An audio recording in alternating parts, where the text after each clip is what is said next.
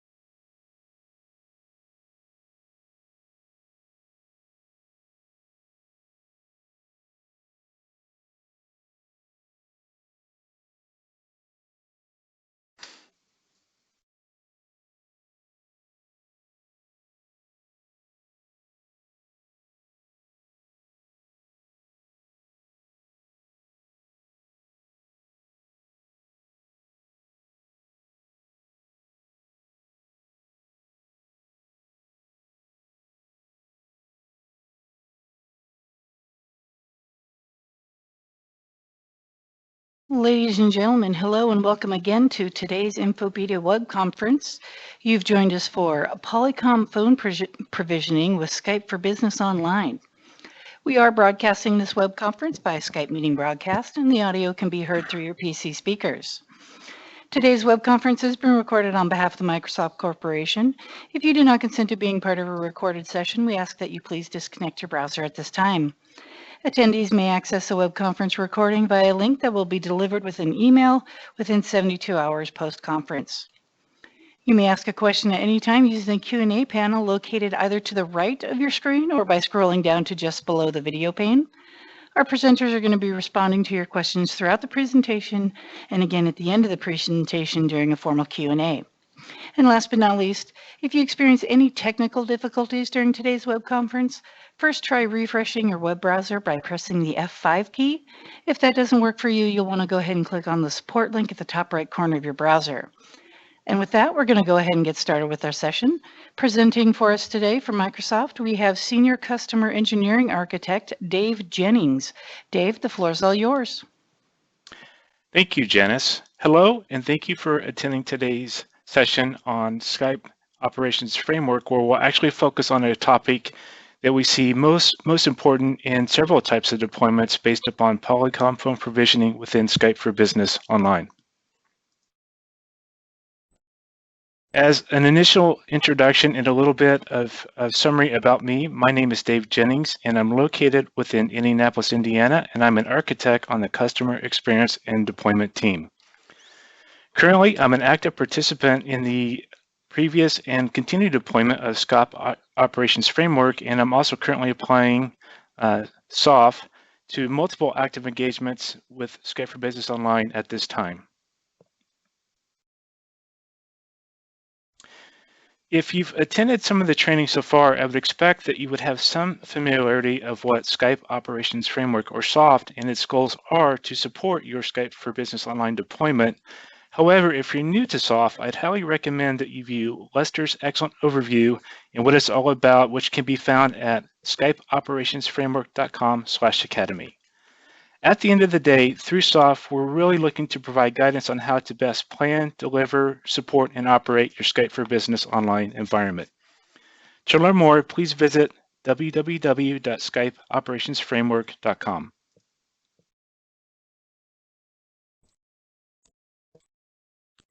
As SOF will continue to get updated, feedback is absolutely critical to the continued development and success of this framework. We want to hear from you about how you're using the tools and assets made available, understanding what works well, what doesn't, and if you feel that there's anything missing, or if you have any additional feedback that you would like to consider. Your feedback will help us improve the future releases of SOF going forward. Feedback can be provided within the URL as shown, skypeoperationsframework.com/feedback.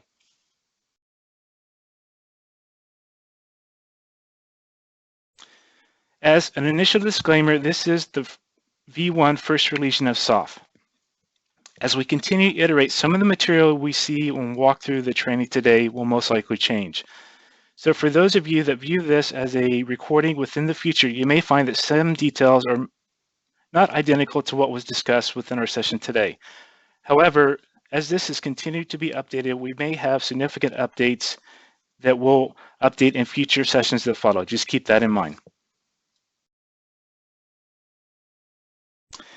And now on to today's session regarding Polycom Phone Provisioning within Skype for Business as online. One of the things to note is that you have the Q&A panel to ask questions throughout today's session, which we'll be collecting those questions as we discuss through the training, which we'll look to address at the end of in closing. So let's get started. Initial introduction. After this training, the key objective of this session is to provide and understand the phone device management capabilities that are default within the Skype for Business Online Office 365 service. Additionally, we'll also discuss what are some of the different management and provisioning capabilities possible as it applies to Polycom devices. And then the last area that we'll focus on is how to take an example of provisioning Polycom devices via an on-premise provisioning infrastructure. From an agenda point of view, I'll start off kind of providing an overview of why phone management settings are important and how we've seen this to drive the success of customer engagements. We'll also talk about what are some of the default capabilities within the Office 365 service. I'll touch on some of the different options possible as it comes to firmware updates in the provisioning process. Some of the areas we'll look to include are from a manual or an automated provisioning point of view. I'll also touch on some of the different prerequisites that you need to be aware as we consider putting in place a Polycom provisioning infrastructure. And then lastly, we'll touch on some of the high-level configuration steps, walking through an example of how you would put a proposed provisioning infrastructure in place. About this activity to understand is that as part of the Skype operations framework, the phase that we'll be talking about here is part of the deliver phase. And so some of the key topics that we'll cover will be some of the planning, some of the design, and the deployment tasks you'll need to consider as you look to support getting phones properly deployed within your Skype for Business environment. One of the areas we find that's critical in most customer environments is that often this at times can be a task that's either undertaken or overlooked. And so to drive the full adoption of your service, devices are key along with the proper management, administration, and maintenance thereof, ensuring a successful deployment in the end. One of the first areas that I'll talk about are the phone device management capabilities within Office 365. To begin with, there's actually a policy that's been enabled as part of the Skype for Business online service, which is referred to as the CS IP phone policy. It's actually used to centrally control and manage a subset of settings for what we call third-party IP or abbreviated 3PIP type devices.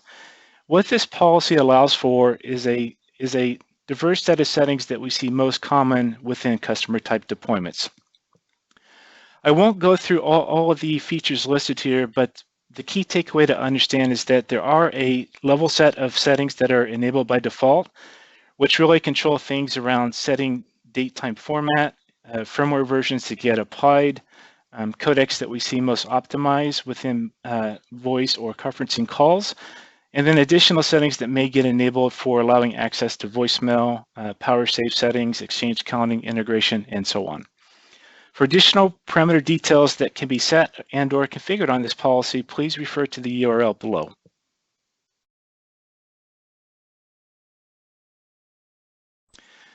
One of the things we need to consider in viewing or managing the CS IP phone policy is that there are a set of permissions that are required by default. Within the service today, we have two options that are available to us. We have the global administrator role that has full access to view and manage this policy. And we also have the ability to where we can designate what we call the Skype for Business administration role that allows to segment this permission set instead. The way that we will go about to manage this policy, I'll talk about in one of the few slides that follow, is done through PowerShell. So one of the first steps we need to enable before we can view and administer access is to assign the right permissions appropriately. If in the case that we don't want to use the global administrator account for managing these settings, we would actually go into the Office 365 Administrator Portal via the URL as you have shown, and navigate into the Admin Center pane, where we would actually select the users that we want to modify to identify the role to be assigned, which would be the Skype for Business Administrator role in this case.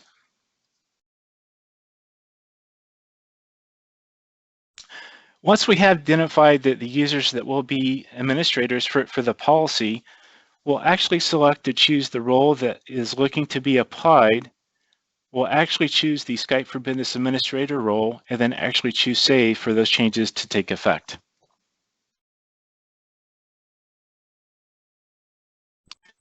Once we've confirmed that the right permission set has been applied, then the next step in order to view the settings that are enabled for the IP phone policy is to download the Skype for Business Online Windows PowerShell module, which can be accessed from the URL shown. Once this has been installed, the first step to managing the policy is to establish a remote connection to the Skype for Business tenant instance.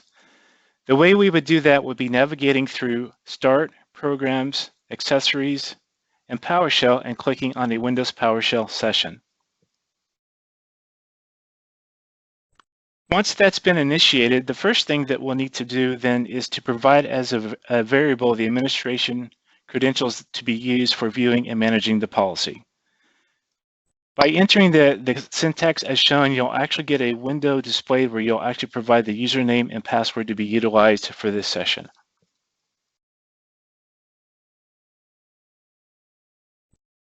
Once that's provided, you'll actually proceed forward to click OK with the last step of creating the session, importing the session to allow us to view the settings and provide management of the CSIP phone policy. To do so, you'll enter the syntax as shown, which basically establishes a new session to the Skype for Business online service based on the credentials provided. And then as the last step to activate that session, you'll actually import that session showing the connectivity status and if successful or not based on the output shown below.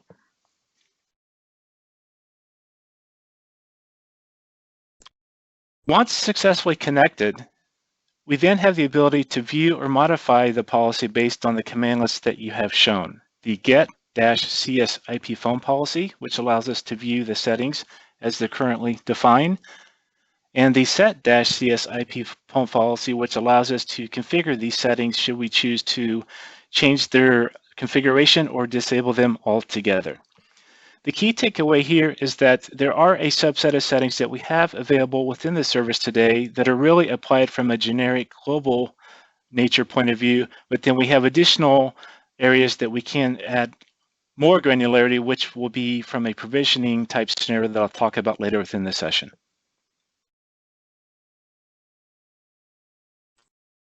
So the next thing I'd like to talk about, now that we understand what are the management capabilities possible within Office 365, is how do we manage firmware for Polycom VVX devices, either from a one-off manual type scenario or from an automated provisioning infrastructure point of view.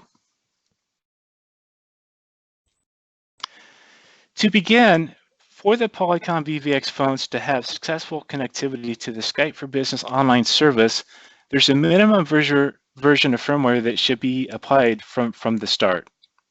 As you'll see within the version shown, this is the minimum required to establish connectivity to the service, and in most cases this will already exist when having received your devices from Polycom or your associated vendor. But I just wanted to make note of that. In some cases we've seen that due to inventory levels that may not be the case, so as a point of reference we'll want to have this as the minimum version applied. If in the case you find that this version isn't up to date, there are two ways that the firmware can be updated. One scenario, which I'll talk about here shortly, walks through how we can do this through the web configuration utility. This is essentially the web interface within the phone device itself. Or the second option is automatically via a Polycom provisioning infrastructure, which we'll walk through here shortly.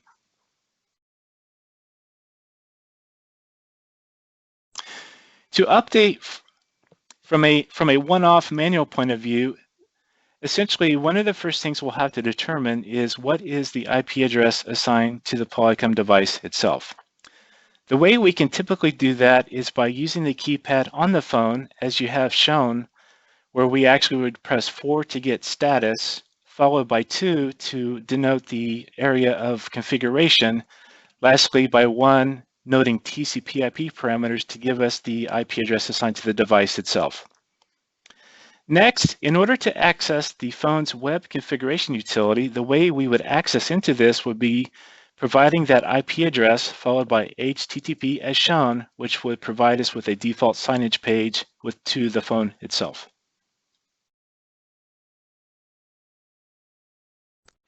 In order to log in, if this is a first phone that's been opened out of the box, the default username and password we'll use will be as shown as you see to the left. For the user, that would be admin, and for the password, that would be 456. And when accessing the web configuration utility, you'll be presented with the interface as shown to the right. Once signed in, you'll actually walk through updating the phone's firmware to the latest release if required by navigating to Utilities, followed by Software Upgrade, and then choosing the option to check for updates. If it's in the case that the right firmware version as listed is not assigned and installed to the phone currently, you can actually choose that as a drop-down or an updated version should that be available. Once you've chosen the version that you would like to apply, you can actually click Install to apply the latest update, which will cause the phone to reboot and then enable the capability to sign in for Skype for Business online.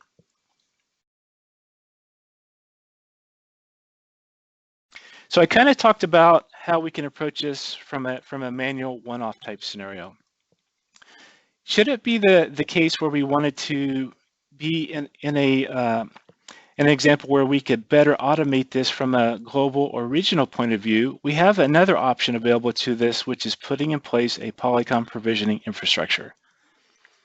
In order to do so, there's a couple of prerequisites that would have to be in place in order to make that possible.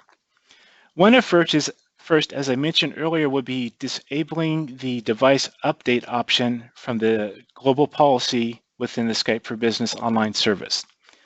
The reason for that is if we don't disable the device update setting that to false, if we go through the process of putting a specific firmware on our phones, the phones themselves will automatically pull from this policy and may try to revert back to what's provided within the tenant itself. So the first step is obviously making sure that's disabled. The second step that we would do would be to deploy a Polycom provisioning infrastructure based on IIS, and we have some options available to us with that. One option is to actually deploy this infrastructure to be based on FTP, which uses a default username and password that the phones are configured to look for.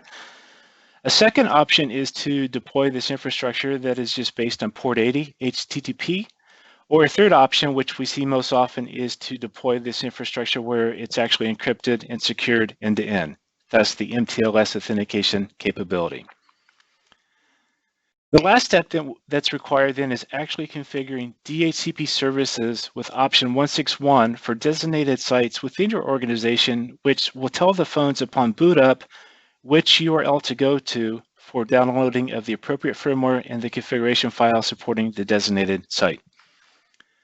For additional instructions and step-by-steps on how to configure and deploy a Polycom provisioning infrastructure, you can actually refer to the engineering advisory summarized below, reference from Polycom's site, which are the AKA-MS, deploy Polycom Priv with IIS, and then followed up with enabling mutual transport provisioning, which is the URL AKA-MS config Polycom Prof MTLS.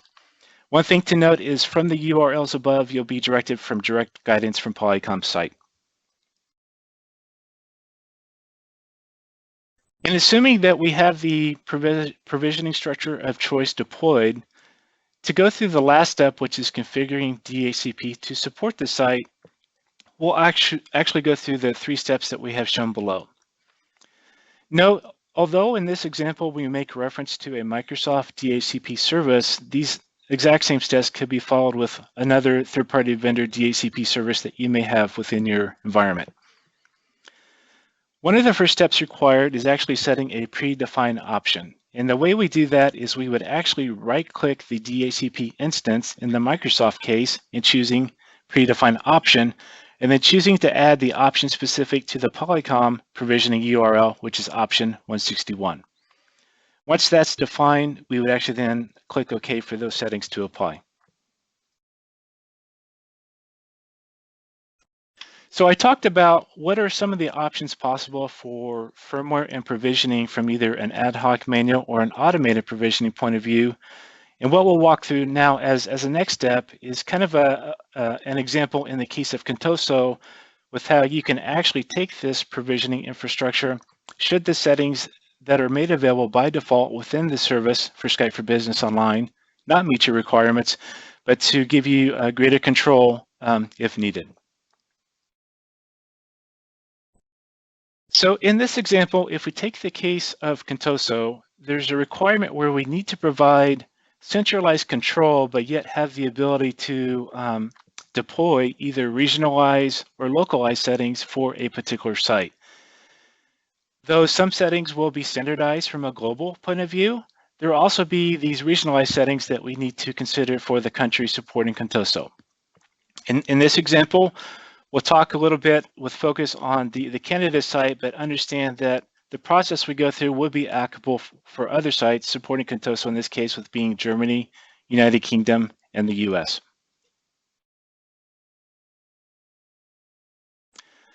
From a high-level point of view, one of the first steps is to configure DHCP scope with the provisioning URL to be assigned. So some of the steps that I'll walk through is actually, as we think about the countries we need to support, we'll actually create subdirectories within that provisioning URL supporting each country accordingly.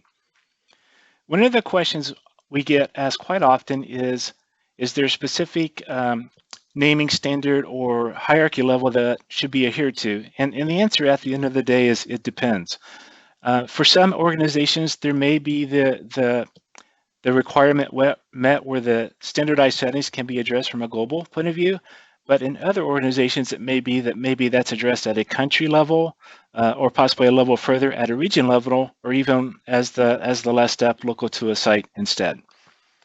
So as you see in the first step here, we're actually configuring option 161 in this case, which has the first step, the unsecure provisioning URL. So that's where the phones will initially connect. And then supporting that local country, region, or site will be a subdirectory the phone will navigate to get its specific settings. The next thing that we'll do is that is to understand there's a couple of different types of configuration files that the VVX series phones will accept. By default, the phones are designed to look for a configuration file that maps to the MAC address assigned to the phone itself. However, we found that in some deployments that can be a little bit cumbersome to challenge. So what we've seen as a best practice is to make use of the master configuration file, which is the one referenced with all the zeros you have shown. And the way that the VVX phones work is that if a MAC address specific config file cannot be found, it'll fall back to this default master configuration file to read its settings and to apply. So as we look at step 3, as the phone looks to connect, it'll by default pull down the master configuration file supporting that local site. And as part of that master configuration file, we can also include some initial provisioning settings that may be needed for that local region or country. So in this case, we've used the reference initial_country, but for your environment, you could use a naming standard that makes sense. Once the master configuration files have been applied, then the phone will actually process as step 4 the initial _country code config file that will apply specific settings. And so typically the steps we want to apply here is if in the case we've used a internal CA that's supporting the provisioning infrastructure within the organization, we would actually push down the root certificate supporting that onto the phone itself. As an example, there's a specific list of certs that come with the phones from the factory. Or if in the case that we're using a third party that's maybe not part of that list, we would also go through that process through this configuration file as well. The second thing that we enable typically with this configuration file is telling the phone, now that it's initially connected via HTTP, and now that it has the root CA, to now reboot and connect to the same URL path, again, looking at the country folder specific settings, but via HTTPS instead. Once the phone reboots as step number 5, it'll actually then use the certificate that is on the phone itself, which comes from the factory from Polycom, to initiate a mutual TLS session to the IIS provisioning server instance. And in similar fashion with the initial provisioning, the phone by default will look for a config file that matches its MAC address. Should that not be found, it will automatically download and fall back to the master configuration file, again, the one with all the zeros as shown. And then typically, because we're getting close to the end of the provisioning process, as step number 6, we'll typically apply different settings, for example, the specific firmware version to be deployed. There could be some cases maybe where we have a group of pilot users that we want to have a newer preview version of firmware to be evaluated. Or it could be the case where we have different sites, different countries, or locales where we need different versions across all sites instead. Additionally, in similar fashion, within the master configuration file are additional what I'll call global settings, as you see shown as global.config, and then lastly as localized settings that would get applied to complete the configuration process. As we look at step 7 as an example, some of the typical settings that we've seen required from a global point of view could be settings that we would enable around enabling Better Together, as an example, which is a client-side add-on that allows you remote control of your phone device, enabling types of transfers that can be done on the phone, different options to how to lock the phone, specific power save settings that we may have in play, specific settings for port range to use for voice, how to tag that voice traffic for QoS, Exchange, calendar integration, and even configuring the web interface, which I walked through earlier, to be accessed via a specific port or HTTPS instead. The one thing to understand in the global config as shown here, this is just a small fraction of all the settings that are possible and configurable within the VVX series. But these are some of the settings that we see most default requested out of the box for initial deployment. And then lastly, for step 8, are localized settings that could be applied to complete the provisioning process. So again, in this example, as we talk about Contoso, focused on the Canada site, we could specify specific settings that might be used for emergency services. And again, in some countries, that may be one number for all or individual numbers for each. And then additional things that we might apply that may be like ringtone, as an example, to make the phone more customized to that country or locale. And then lastly, language-specific settings. So there are the option, the buttons that you can enable on the phones, devices that support those, and then you can have those within the local country language if needed. So in this case, French for fire department supporting the Canadian Contoso site. So that's kind of the provisioning process walkthrough at a high level. Now I kind of talk through a little bit deeper of what the prerequisites and the configuration steps would be required to put a type of infrastructure like this supporting Canada. As mentioned, one of the first steps that we'll do is we need to configure the scope supporting the Canadian site with a URL that's based on HTTP along with a country subfolder, in this example, which we have followed by country code of CA. And what this allows for is that as VVX devices within the site come online, they'll be sure to download, access, and enable only settings that are for the Canadian site. The other thing to note too is you'll see in bold here the context of pre-provision. So when I use the term pre-provision, I'm talking about the default settings that come through port 80. And then you'll also see the context of post-provision. So in that case, we're talking about the settings that once have been established security that will be encrypted to download configuration settings and any specific firmware files that may apply. As part of step 2, again, looking at the pre-provision context, is that we'll actually need to create a folder structure supporting each designated site. So in the examples here, as you see expanded to the right, we have a folder supporting each country, CA for Canada, DE for Germany, UK for the United Kingdom, and US for the United States. And then within each subfolder, you would have a minimum set of folders required by the Polycom VVX devices themselves. And again, the reason for this is to allow specific country, regionalized, or site settings to be tailored for your environment, though you could go additional steps further if you had specific settings. Maybe you want to apply for a city within a country, taking the Canadian example for like Toronto instead.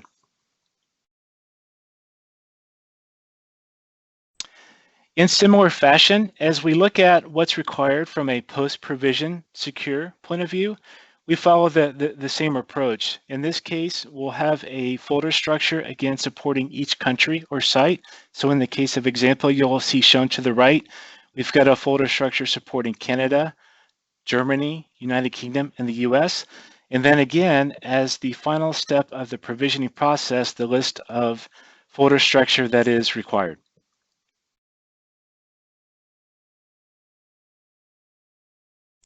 Once the IIS, unsecure, and secure instances have been deployed, then the next step then is to proceed forward with the configuration file process.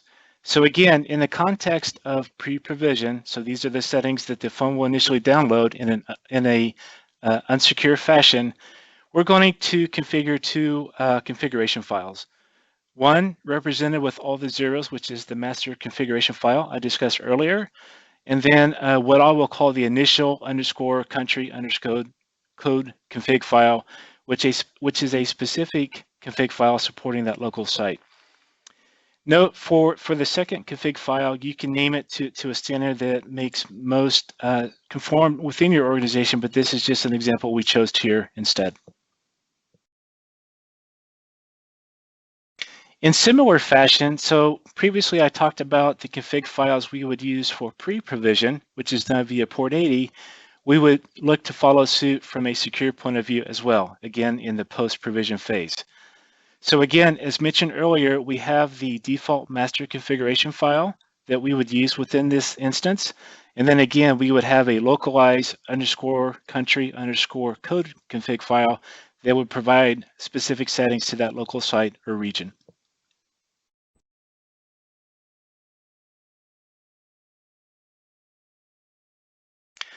Once that's in place, as we look to enable the next step, which is telling the phones how to connect securely for firmware updates and configuration file download, one of the first steps we'll do within the pre-provision master configuration file is to specify the country folder path and the localized file that should be applied. So again, this is just an example where I've used localized _ CA to represent the Contoso Canada site in this case. And some of the defaults that I may want to have standard across that site would be setting the default user password on the phone itself with a different password for administrative privileges, setting a local NTP server source that may be supporting that site.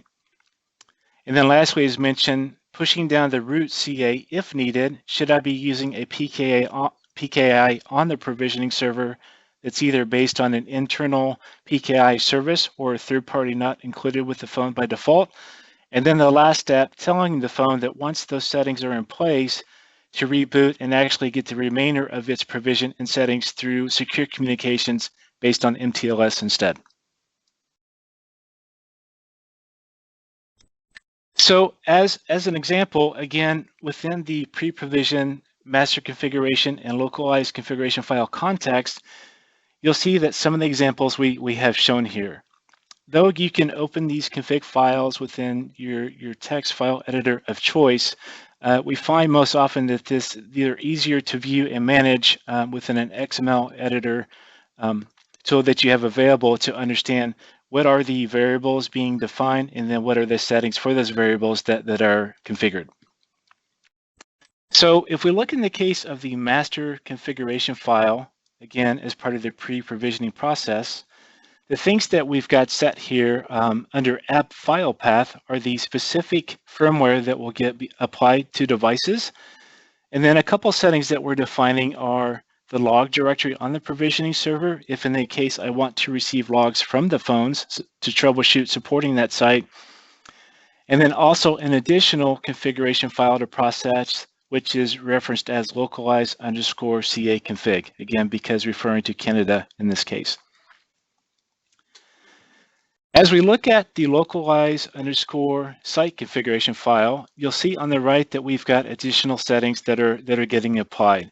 So as mentioned earlier, we're actually setting what the default password should be for the normal user for the phone device itself, followed by the difference in password that would be applied across all phones for that site to allow administrative privilege access.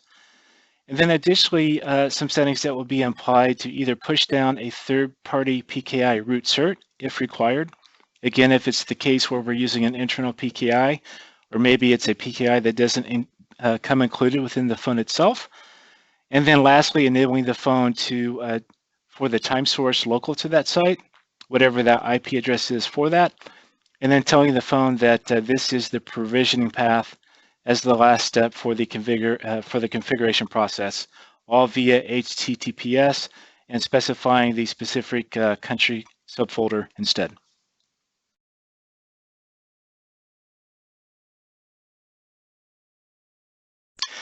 And lastly, again, in following similar fashion, we'll look to do the same from a post-provision point of view. So again, as I mentioned earlier, by leveraging the master configuration file approach, the difference here that we'll make is that we'll specify a global configuration file that applies a common set of settings as discussed earlier, but again, in similar fashion to the pre-provision phase, we'll also process a localized country config that may be put in place specific settings for that site.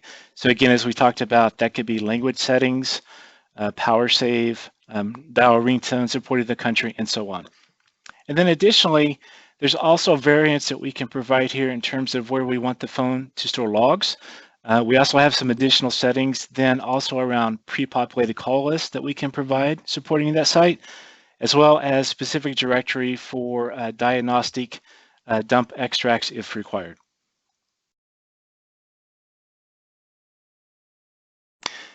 As some example of that, again, referring back to the post-provision master configuration file, this is an example, again, within an XML editor with what some of those different settings would look like. So the variable on the left, you can see app file path. This will point to the directory and the location for the specific firmware I want to have applied for that given site. And then under the config file section, this would be, again, focused on that site, the global configuration settings and the localized settings that I'd like to have applied. And then lastly are the examples in terms of directory file location. So as we talk about where to upload logs, where we could pre-populate contacts, call list, maintenance, diagnostic, extracts, and so on. So as you see in the example here, all of that is defined as being sent securely, followed by the country code for that site, and then the subdirectory below as needed.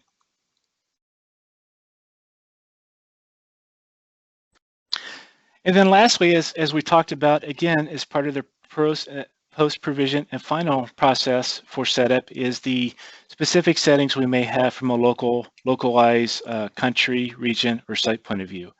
So in this case, we've got defined what are the numbers for the different types of emergency services, 911 in this case. We've then got additional settings that we'll put in place, which will actually have the phone receive and process ringtones supporting the country, Canada. And then I've also added some additional settings for buttons, if the phone supports those, to have certain elements represented in French. So like we have for the fire department in this case. As an example of what that localized configuration file would look like, so again, as being part of the post-provision process, you can see that we have defined what are the different numbers that can be accessible for emergency services.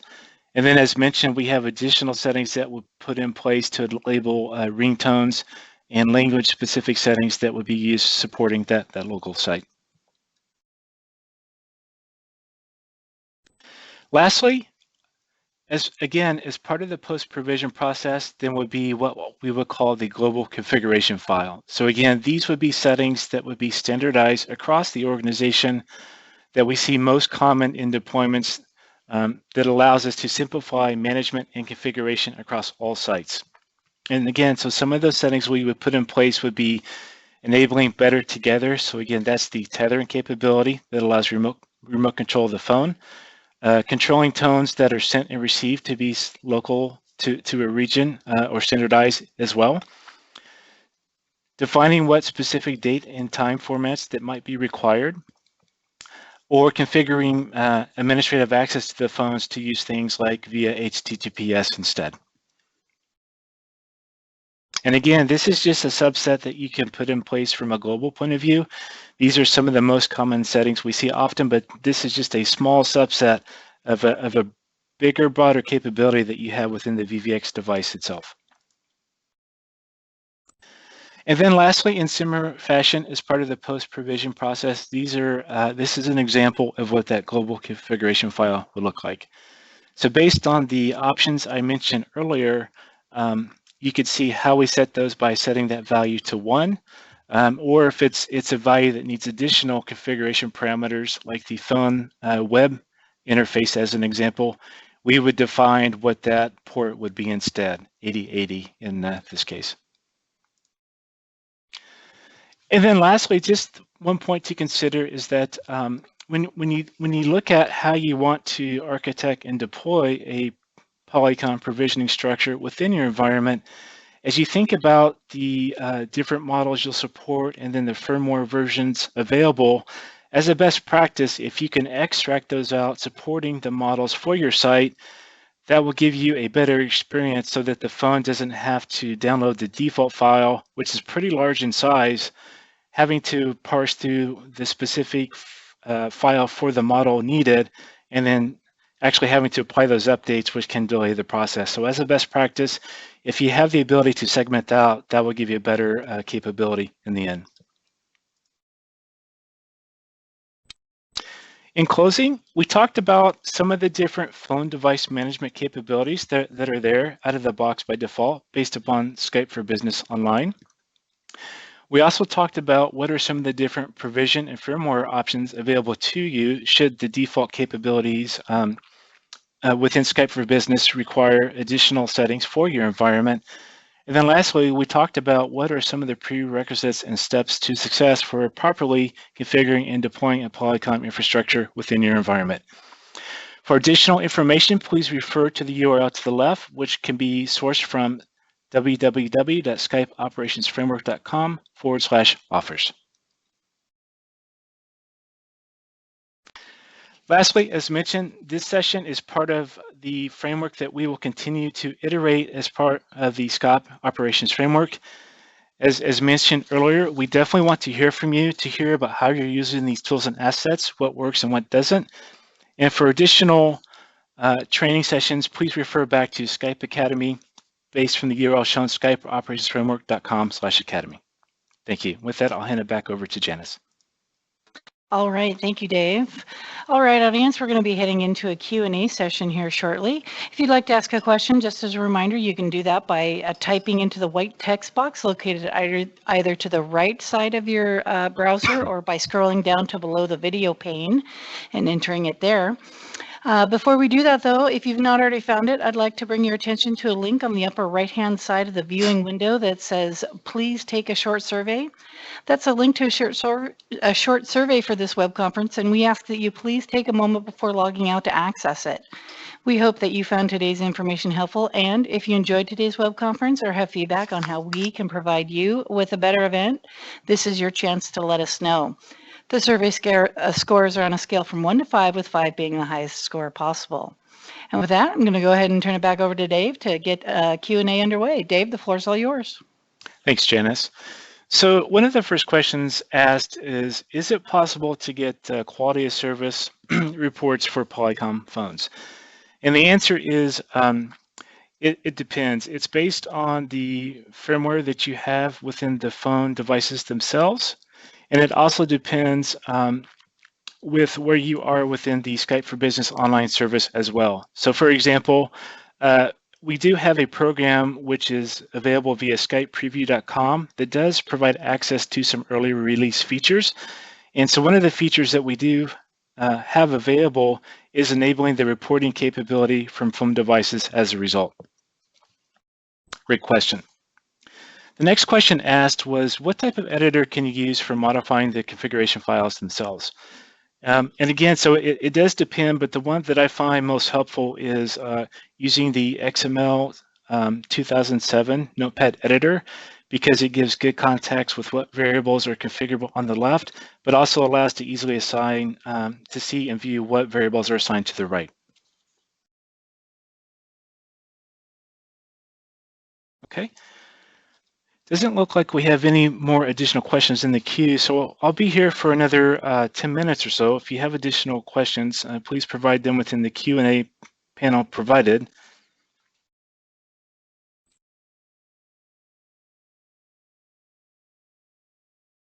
Okay, well, if there's no other questions, the last thing I would want to summarize is I hope you're able to take away from this session that phone device management, provisioning, and deployment is critical for the success of any Skype for Business deployment, and then to know that you do have some options available that you can enable supporting your deployment.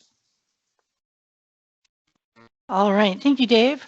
All right, audience, that is going to conclude today's web conference. Attendees may access the web conference recording by a link that will be delivered within 72 hours post-conference. I'd like to extend a thank you to our presenter, Dave Jennings, and thank you, audience, for logging in and joining us today. You may now disconnect from the broadcast.